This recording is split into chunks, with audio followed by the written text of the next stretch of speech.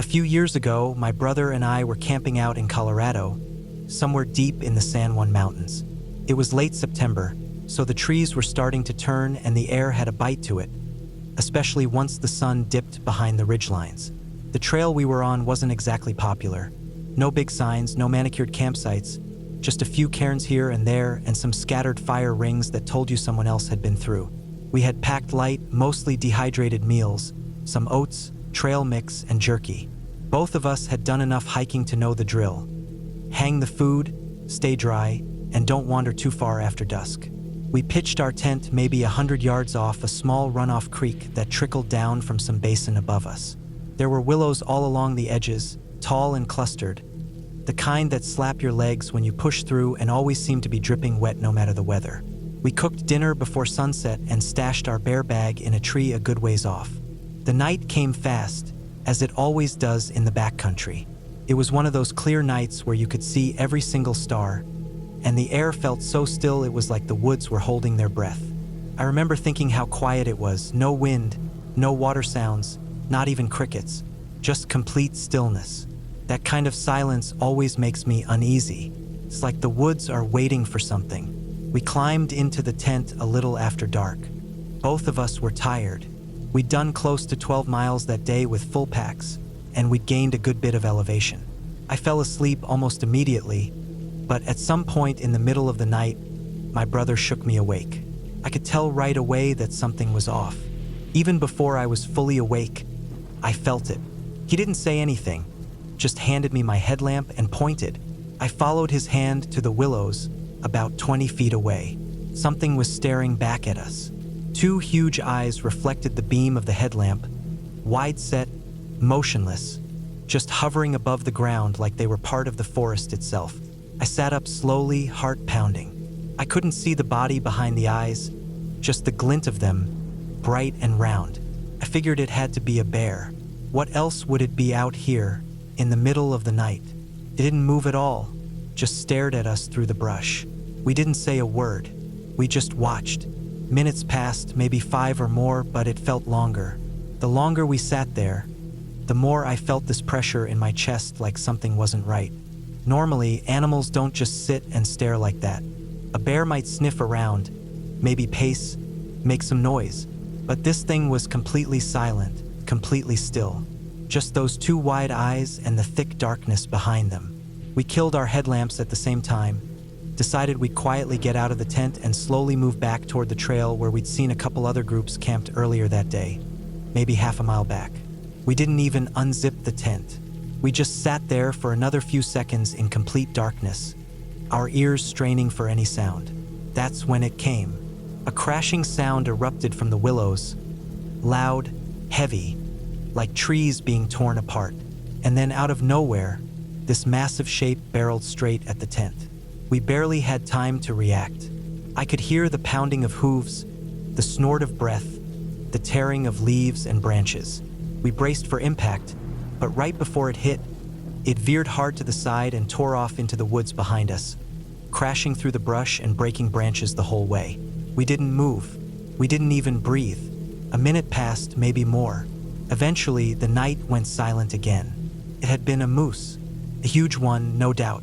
Probably a bull, judging by the sheer weight and volume of its charge. That explained the eyes. Moose have that same reflective glow in the dark, and they tend to freeze up when caught in light. We must have startled it, or maybe it was trying to bluff charge us when it saw us staring back with lights. Whatever the reason, it didn't stop me from shaking for the next hour. We didn't sleep after that. We just sat up with our headlamps off, knives in hand, hearts racing until the first blue light of morning finally started to fill the tent. We packed up everything and left that campsite without even eating breakfast. Neither of us said much that whole morning. A few months later, something else happened. Different kind of fear, but just as real. There's a trail not far from where I live now, one I've hiked probably hundreds of times over the years. It's not a particularly challenging trail, maybe 5 miles round trip with some moderate gain, shaded most of the way, lined with pine and aspen. It's the kind of place people take their dogs, stretch their legs, maybe jog a bit. I take my dog there a lot. She's a medium-sized mutt, part shepherd, part something else. Smart as hell, and she's been on more trails than most people I know. This one day, the weather had been off and on. Some light rain, just enough to keep the crowds away. I figured it would be a nice quiet walk. We started mid-morning. The air was damp, the trail was slick but manageable, and aside from the occasional squirrel or bird call, we had the place to ourselves. My dog was ahead of me as usual, off-leash, maybe 20 yards up the trail.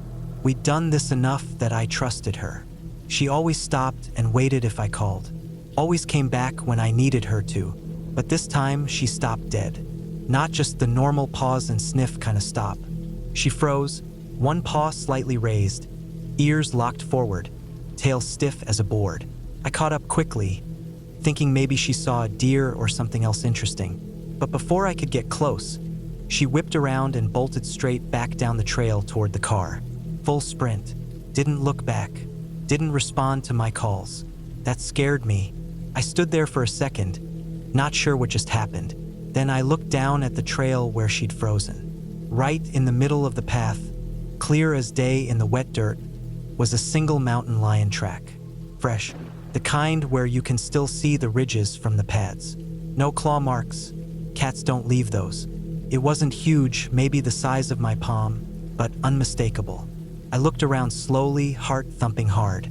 The forest was too quiet again. Same kind of silence as that night in Colorado. Dense, pressing, like something was watching. And if you know anything about mountain lions, you know that if you see a track, the cat is probably already watching you. They're ambush predators. They don't make noise. They don't bluff. They stalk, they wait, and they attack from behind, usually from above. I didn't run, but I didn't waste time either. I kept my head on a swivel, moved fast but controlled. I had a knife on me, a small one, and a trekking pole in my hand. I tried to make noise as I walked, stomped a bit harder, banged the pole on rocks, talked out loud. Anything to let it know I wasn't easy prey. I made it back to the car in maybe half the time it usually took. My dog was there, circling the vehicle, panting hard but otherwise okay. She jumped in without hesitation, and I followed. I sat there for a while before starting the engine, trying to calm my nerves, replaying everything in my head. That trail hasn't felt the same since. People think of the outdoors as peaceful, and it is most of the time. But there's a flip side. There's a weight to being out there, away from everything. A kind of vulnerability that most folks don't think about until something reminds them, like a pair of eyes in the dark, or a fresh paw print where there shouldn't be one. I still hike, I still camp, but I carry bear spray now. I check my surroundings more. I don't tune out like I used to, and I trust my dog completely. If she bolts, I don't question it. Because sometimes the silence in the woods isn't just peaceful. Sometimes it means you're not alone.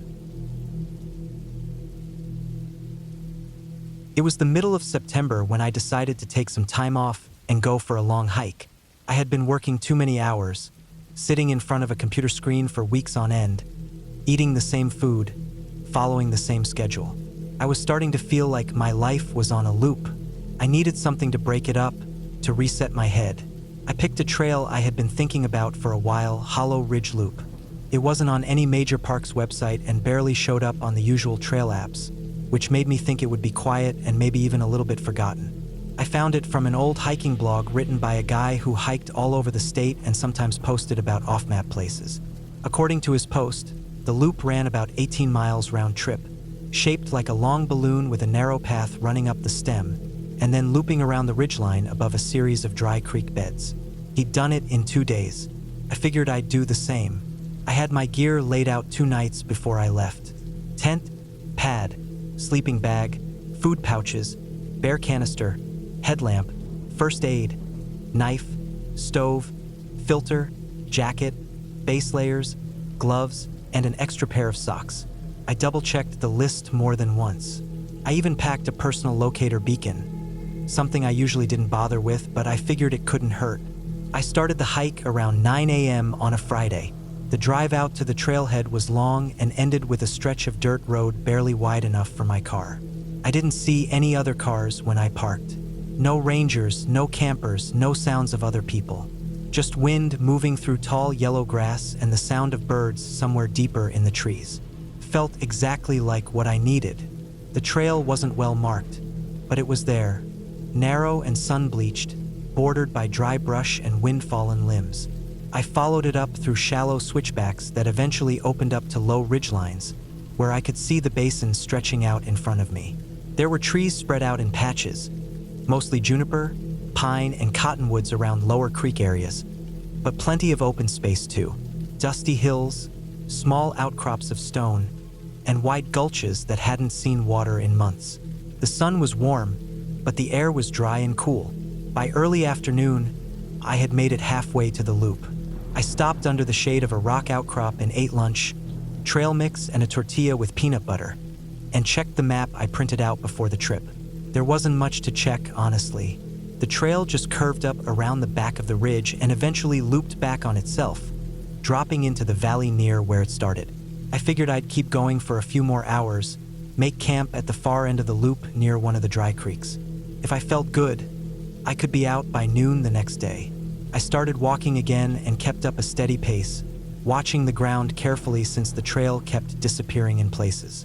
It was more of a suggestion than a defined path. In some sections it felt like I was walking through deer tracks and following slight impressions in the dirt more than any real trail. Then I saw the tracks. First I thought they were boot prints, but they looked odd. The treads were faint and the spacing seemed strange. Some close together, others far apart like someone had started running or skipping. They were pointed the same way I was headed. Fresh too, edges not yet blown in by the wind. I stopped and stared at them for a long time. There hadn't been any cars at the trailhead, and I hadn't seen anyone all day. I didn't think too much of it. Maybe someone parked farther down the road. Maybe they had been hiking the area for a while and weren't doing the loop. I moved on, but then I saw more. The prints went off trail, down into a small gully that I had no reason to enter. I stopped at the edge and looked down. The tracks continued for maybe 50 feet before disappearing into thicker brush near the base of a rock wall. It didn't make sense to go that way. No water down there, no shelter, just dry scrub and loose rock. I made a note of it and kept walking. By 5 p.m., I was nearing the high point of the loop, where the trail curled around a bluff that overlooked a broad section of dry creek bed and low forest. I decided to set up camp there. The spot was flat, surrounded by large rocks and shrubs, with enough space to spread out and feel secure. I pitched the tent, rolled out my pad and bag, and boiled some water for dinner. The wind picked up slightly, cooling the air, and I could smell the dryness of the land around me. Dust, bark, and faint traces of sagebrush. After I ate, I sat on one of the rocks with a small notebook I sometimes brought with me. I liked to jot things down about hikes, stuff I saw, thoughts I had, notes on gear. It helped me remember the details later. As the sun dropped, the temperature fell quickly. I crawled into my bag, zipped the tent shut, and listened to the wind. No sounds of cars, no planes overhead, not even the usual coyote howls you sometimes hear in the distance. Just wind and the occasional creak of tree limbs. I woke up to a sound that didn't fit. It wasn't loud, just out of place, a kind of scraping, like someone dragging something across dry dirt. Not fast, not violent, just slow and steady. I froze in my bag, trying to stay silent. I couldn't hear breathing, just that faint scraping. Then it stopped. I stayed awake for hours, staring at the top of the tent, barely blinking. At some point, I must have dozed off. By morning, I unzipped the tent and stepped outside, heart still tight in my chest. Nothing was out of place. No tracks, no signs of animals or people. I walked a slow loop around the campsite just to be sure. Still nothing. I packed up and started walking back. I followed the opposite side of the loop, coming down from the ridge and dropping into the basin below. The landscape looked the same: dry gullies, patches of low trees, the occasional rock ledge. But something felt off, like I wasn't walking alone. I kept stopping and turning around, scanning the brush, listening. About 2 miles into the descent, I saw movement up ahead, just a flicker off to the right. I froze, waited, then I saw it again. A person, maybe 30 yards off trail, crouching low behind a fallen tree. I didn't know if they saw me. I didn't move for a while. My stomach turned cold. It didn't look like a hunter, no orange, no gear. Just someone crouched in the brush, still as a stone. I backed away slowly, staying quiet, and kept moving down the trail. I tried not to run, but my pace picked up without meaning to. My ears strained for any sound behind me, but the wind covered everything. Trees creaked, branches shifted, but I couldn't tell if anyone was following me. I passed a grove of trees where the trail narrowed. That's where I found the torn pack, just sitting under a low branch, half covered in leaves and dirt. It was old, weather-worn, but not ancient, maybe a year or two out there. Some of the zippers were broken, and the side pocket had been slashed open. The strangest thing was the food. A can of chili and a protein bar were still inside, untouched. If it had been a bear or scavenger, they would have taken those first. I left it alone and moved on. The trail seemed longer on the way out. Every hill I crested felt like it should have been the last. My legs burned from the descent. I had to stop and stretch twice just to keep my knees from locking up. Then I heard it again, that dragging sound. Behind me, faint but steady. I didn't look back. I just kept walking, arms stiff at my sides, eyes on the trail ahead. Every part of me screamed to run, but I didn't. I just moved faster and faster, heart hammering. Eventually, I reached the final stretch, down into the gully near where the trailhead met the road. I could see my car in the distance. That's when I heard something move behind me, fast. Not a branch breaking or a squirrel darting. Something heavy. I broke into a sprint. I didn't stop until I reached the car. I jumped in, slammed the door, and locked it. I sat there breathing, shaking, staring out the windshield at the trail. No one came out. I waited 5 minutes, then 10. Nothing. I started the engine and backed out, tires slipping slightly in the dirt. I didn't look in the rearview mirror until I reached the paved road. Even now, months later, I think about that person crouching in the brush. The dragging sound, the torn pack, the prints that started out normal but changed the deeper I went. I don't know who was out there, but I know I wasn't alone, and I'll never hike that trail again. I had been planning that hike for over a month. It was one of those solo trips I do when everything in life started feeling too much. I didn't talk to many people. I worked remotely, lived alone, and barely made it out of the house most weeks. Nature helped me reset. I'd load up my pack, study a trail map, and head out into the mountains, away from everything. This time, I picked a lesser-known trail deep in the Sawtooth Mountains. It wasn't one of those popular scenic loops where you'd pass people every half hour. This one was remote, steep in some areas, and wasn't even listed on a lot of modern apps. I found it through an old hiking forum. Some guy wrote about it 5 years ago, said it was one of the best hikes he ever did. Said you could hike out to a lake most people didn't know about, camp out there, and come back the next day. That sounded perfect to me. I packed my gear carefully. Tent, sleeping bag, food for 2 days, water, purification tablets, first aid, satellite communicator, knife, bear spray, extra layers, and even a small flare gun, just in case. I'd been doing this long enough to know that anything can go wrong, even if the weather looked clear and everything seemed fine. I drove out early that morning. Took about 4 hours just to get to the rough dirt road leading up to the start of the trail. By the time I parked the car at the end of that bumpy road, it was past noon. I figured if I hiked steady, I'd reach the lake by sunset. I locked up the car, noted the GPS coordinates just in case my satellite communicator gave me trouble, then slung on my pack and started walking. The first couple miles were quiet and beautiful. Tall pines all around, birds moving in the branches, and that soft crunch of dirt and pine needles under my boots. The air smelled clean, just mountain air and sap and moss. I took a few pictures here and there, but mostly just kept walking. I liked the feeling of moving, of getting deeper into it all. After about 3 hours of hiking, I noticed the trail getting narrower and harder to follow. There were no signs, no markers, just faint signs that someone had walked this way before. Sometimes a broken branch or the way the dirt was pressed down slightly. I checked the printed map I had folded in my pocket. I still seemed to be on the right path, but then I started seeing things that gave me pause. There was a torn-up sleeping bag just off the trail. Faded red, almost sun-bleached pink, lying in a bush like someone had thrown it away. It had clearly been there for a while, maybe years. Next to it, I saw an old metal cup, rusted and blackened from fire. That wasn't too weird. I'd found old gear before. Sometimes people leave stuff behind or forget it, but it gave me a strange feeling, like someone had left in a hurry. I kept walking. A little while later, maybe half a mile further in, I came across an old campsite. It was more than a little unsettling. A ring of rocks from a fire pit, a collapsed tent, and scraps of clothing that looked half buried under the dirt and pine needles.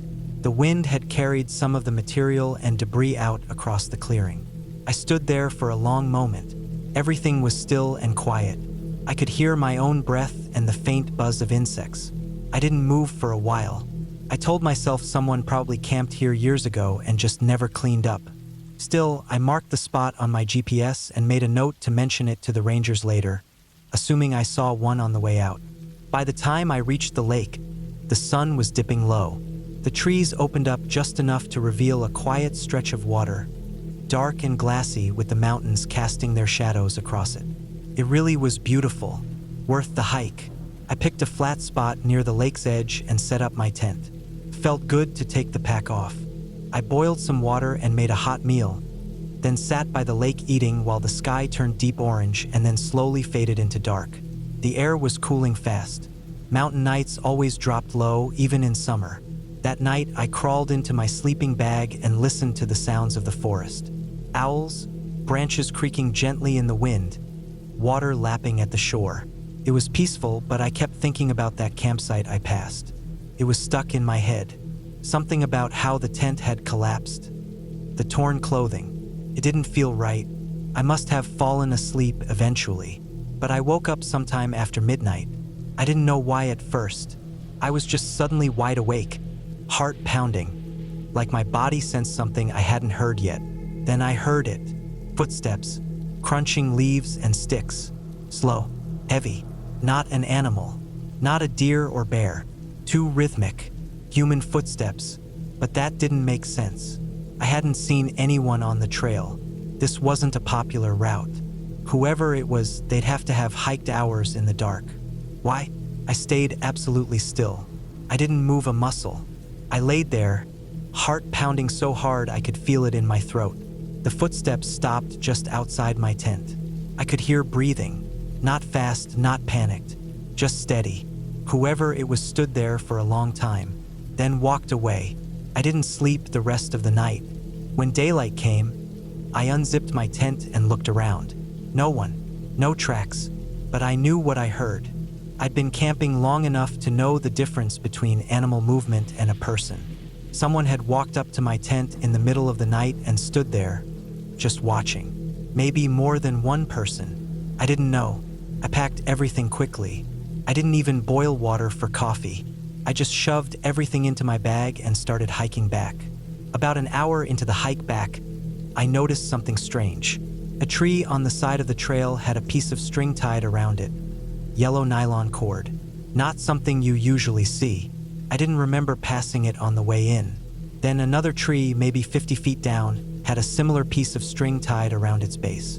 And then another. They weren't random. They were markers. Someone had marked a path. Not the trail. A different path running parallel to the trail but off into the woods. I didn't follow it. I kept walking, but I started noticing more signs that someone had been out there. Broken branches that looked fresh. Boot prints in soft mud. They weren't mine. They were deeper, wider. Someone heavier, maybe wearing a heavier pack. I sped up. My legs started to ache from the pace I was pushing, but I didn't stop. That's when I heard the whistling. Just a short, sharp note. Somewhere behind me. Not a bird. It was too clear, too intentional. I stopped breathing for a second. I didn't turn around. I just kept walking. Then another whistle. Closer this time. Still, I didn't turn around. I moved faster. Eventually, I was almost jogging. My pack bounced with each step, and sweat was pouring down my back even though the air was still cool. I didn't see anyone. Not once.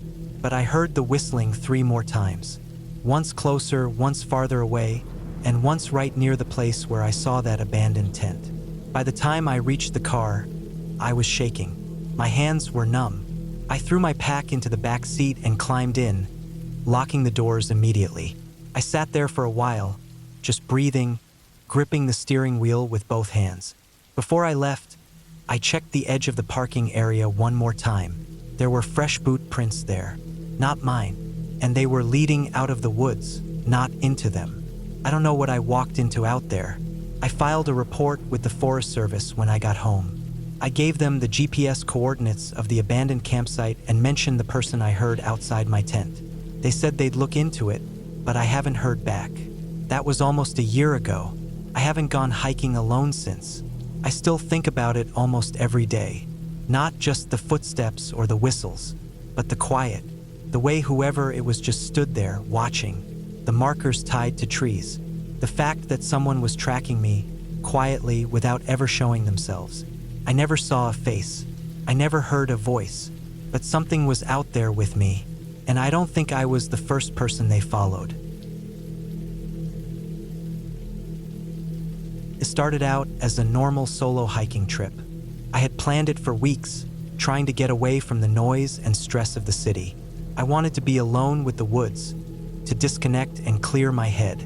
The trail I chose wasn't too hard, just a moderate loop through a national forest I hadn't been to before. I packed light, some water, snacks, my map, a compass, first aid kit, and a small flashlight. My phone had barely any signal, but I didn't expect to need it anyway. The morning was cool and clear, the kind of spring day where the sun warms your skin but the breeze still bites a little. I parked at the trailhead just after dawn and started walking. The path was dirt, worn from hikers but still narrow and twisting. Trees lined both sides, mostly tall pines and oaks, with patches of thick underbrush. Birds chirped here and there, and the smell of pine needles and damp earth filled the air. At first, everything felt calm and peaceful. The sunlight filtered through the branches, creating dappled patterns on the ground. I stopped a few times to take pictures of the small wildflowers growing near the path or to watch a squirrel dart up a tree.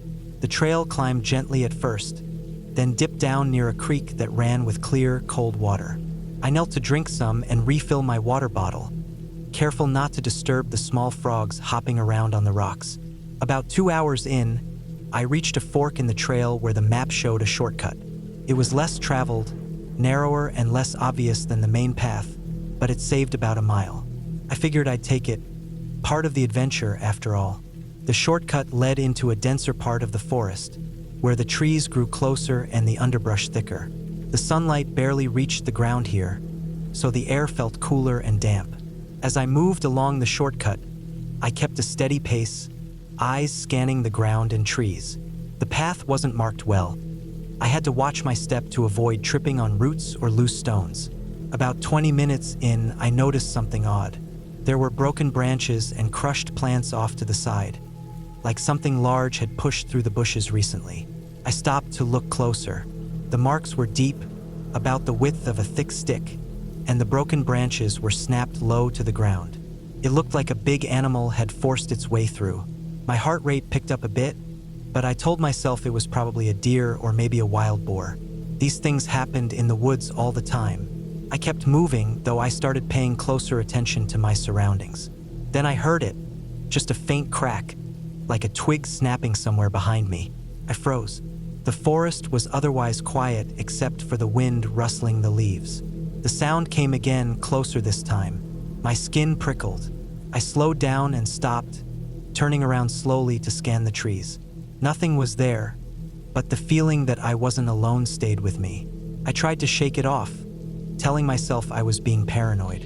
It was probably a rabbit or a bird landing on a branch. Still, I decided not to take the shortcut any further. I turned back toward the fork where I'd left the main trail. Walking back felt different. The light was dimmer now, the sun hiding behind thick clouds. Shadows stretched long, and the air seemed heavier. I kept my eyes peeled, watching every movement, every sound. The snapping noises continued at irregular intervals, sometimes to my left, sometimes behind me, always just out of sight. I picked up my pace, my footsteps crunching on the dry leaves and twigs. Then I noticed something else, footprints. Large, deep impressions in the soft dirt near the path's edge. They weren't human, too big, and the shape was strange, almost like a huge bear's, but the toes didn't match any animal I knew. I stared at them, trying to make sense. That's when the fear really set in. I was in the middle of nowhere, alone, with some unknown animal or creature possibly stalking me. My hands started shaking, and my breath came faster. I kept telling myself to stay calm and focused, but it was hard. I put away the map and compass, deciding my best chance was to just get back to the main trailhead as quickly as possible. The snapping noises started again, louder now. Something was definitely following me. I could hear heavy breathing and branches breaking closer with each step I took. I dared not look back. My legs moved fast, but the forest floor was uneven, and I nearly tripped several times. Suddenly, I heard a loud rustling in the bushes just a few feet behind me. My heart jumped into my throat. I broke into a run, dodging branches and leaping over roots. The sounds behind me grew louder, heavier, faster. Panic took over completely. I didn't care where I was going, only that I had to get away. After what felt like minutes but was probably only a few moments, I burst out of the dense forest onto a wider trail, the main path. I didn't stop running until I was sure the sounds had stopped. I glanced back once. The thick underbrush was still, the only movement the leaves trembling in the wind. I tried to catch my breath and calm down. I checked my phone. No signal. My water was nearly gone, and I still had a long way to the trailhead. But I didn't care. I just wanted out. I started walking briskly, keeping my eyes fixed ahead. I stuck to the path this time, making noise by stomping my feet on the ground to hopefully scare off any animals. The trail twisted and climbed, and the sky grew darker as clouds gathered. I could feel the first drops of rain, cold and sharp. About an hour later, I reached a small clearing where the trail crossed a shallow creek. I stopped to drink water and rest briefly. My hands still trembled, and I wiped sweat from my forehead. The fear hadn't left me. I sat on a fallen log and tried to think clearly. That's when I noticed the sound again. This time, a low growl from across the creek, maybe 30 feet away. I didn't move. The growl repeated, a deep, guttural noise that made my skin crawl. I looked around for the source but saw nothing. The forest across the creek was thick and shadowy. I realized I wasn't just being followed. Something was watching me, waiting. It wasn't running after me anymore. It was stalking, keeping pace at a distance. My mind raced. What could it be? A bear? A mountain lion? Both were possible, but the footprints didn't match, and bears usually avoid humans. Mountain lions, while dangerous, rarely make noise like that unless threatened. I stood up slowly and decided to keep moving. I had to get back to the trailhead before dark. The rain was picking up now, light at first but steadily growing heavier. The path got slippery, and I slipped once or twice on wet rocks. As I moved through the woods, the growling stopped. The silence was almost worse, thick, heavy, like the forest was holding its breath. I checked my watch. I had been hiking for nearly 5 hours now. My legs ached, and my energy was low, but I forced myself onward. Finally, the trail began to descend. I knew the parking lot was near. Then I heard it again. Behind me, fast footsteps pounding the forest floor. I didn't look back. I ran harder, heart pounding in my ears. The rain soaked my clothes, making them heavy and cold. I broke through the last line of trees and saw the parking lot ahead. My car was there, lights off, safe. I sprinted the last few yards, threw my pack in the back seat, and jumped inside. Locked the doors instantly.